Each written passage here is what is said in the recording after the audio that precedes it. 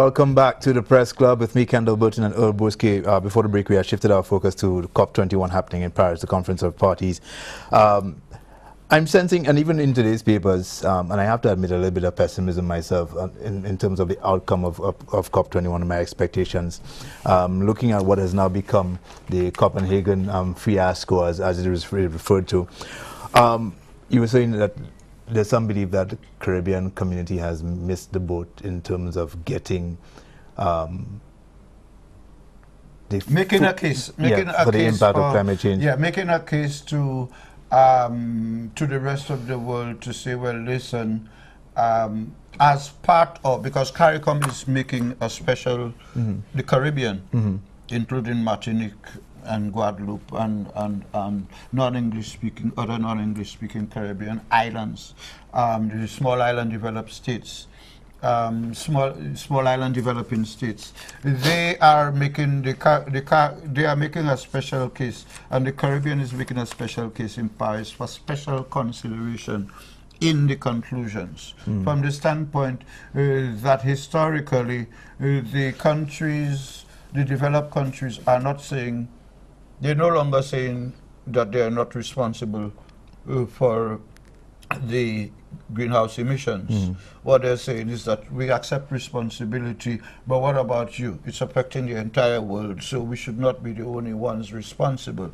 So they agreed in 1992 in Rio that there's going to be this green fund, where the member nations of the United Nations would make contributions proportionately, so that the developed countries that cause most of the problems would naturally, by virtue of their ability and their responsibility, contribute more. But over that 25-year period, over that period since 1992, which is more than that, what we've had is the larger countries, the developed countries responsible for global warming, have been making big pledges, but very small contributions to those pledges. Right. So every year, global warming gets warmer, you know, climate change gets worse,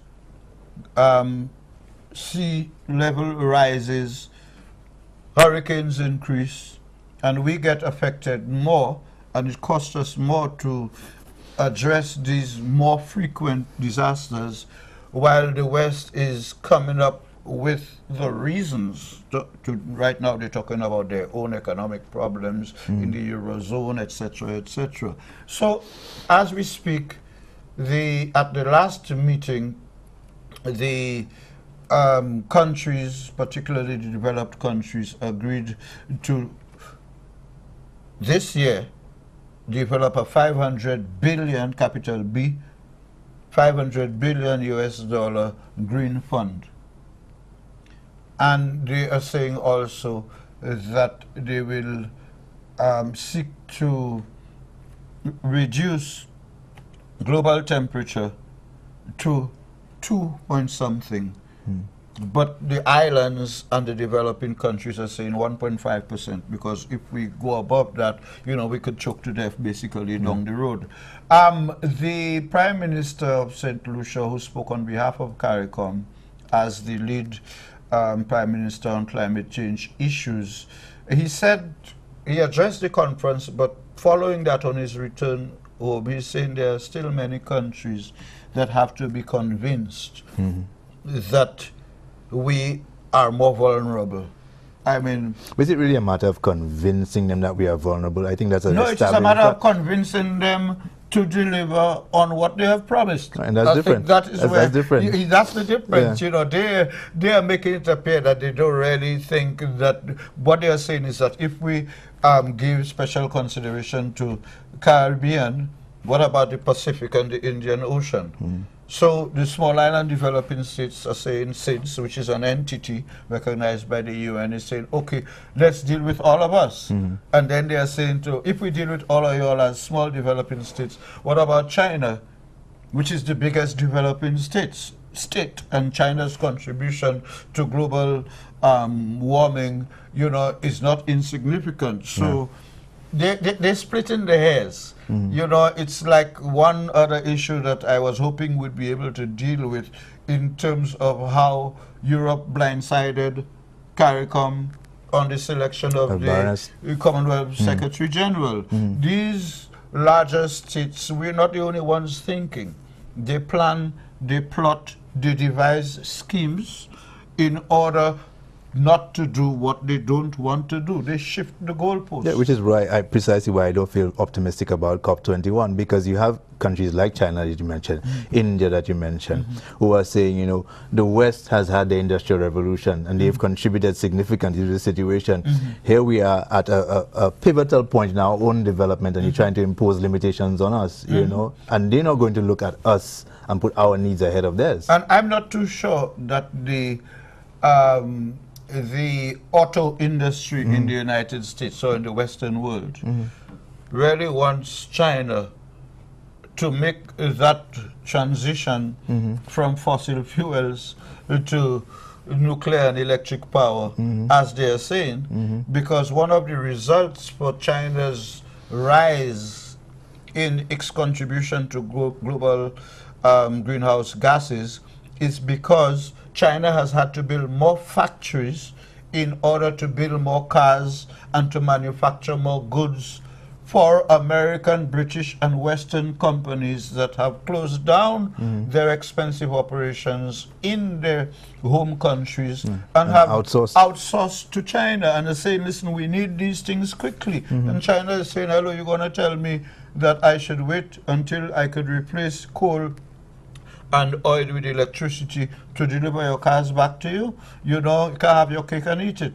So as we speak, China announced last night $60 billion as its investment in Africa in the coming period. China has emerged as Africa's biggest trading partner. It has also emerged as the biggest trading partner of all of the other regions of the world, which it has always been, but this is only now being acknowledged because of the political consequences of that. So ahead of the COP21, China and India and South Korea and Japan, as neighbors, announced a series of individual initiatives that they were saying are aimed at showing that they are prepared to and they can do these things, but only if and when those who are responsible for where we are at today are prepared to take their share of the blame, their share of the responsibility, and to put their money where their mouth is. And that is what's happening there. So that there's a mixture of pessimism and optimism. There's in between the two something called hopeful anxiety. But I have reason to believe when I listen to President Obama and the Chinese leader Xi Jinping and everybody who spoke in Paris have said, we all recognize we can't continue like this. There is a blueprint that's in their hands. Important for us in the Caribbean is that the host, France, is also speaking for the Caribbean on the basis of Martinique, Guadeloupe, and Cayenne. And by Martinique having joined the OECS, that gave OECS, which is part of CARICOM,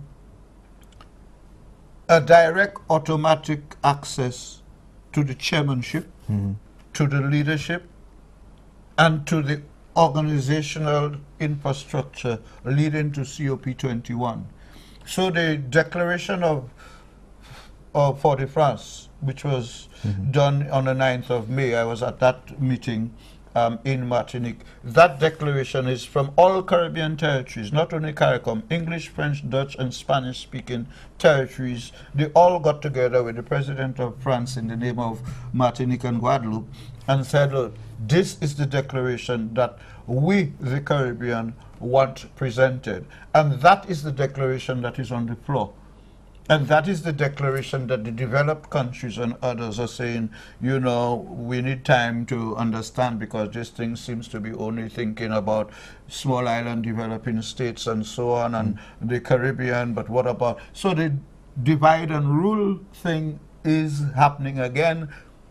The US and Europe are saying to the Africans, the Pacific, and the Asian countries, you see, the Caribbean want to be on their own. They're only arguing for themselves, which is the same argument the UK used in the Commonwealth at the Commonwealth elections in relation to the position of Secretary General. They said to the Africa, Pacific, and Asian countries, you see the Caribbean, they're taking of you all, they only want one of their persons. This Ramfalfel, this what's his name?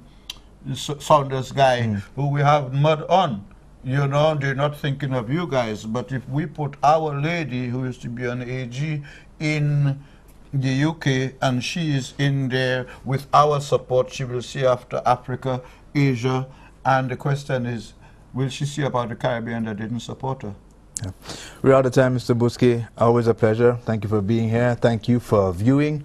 We'll be back here next week. And of course, COP21 will be wrapping up next week as well. So we'll see what comes out of that.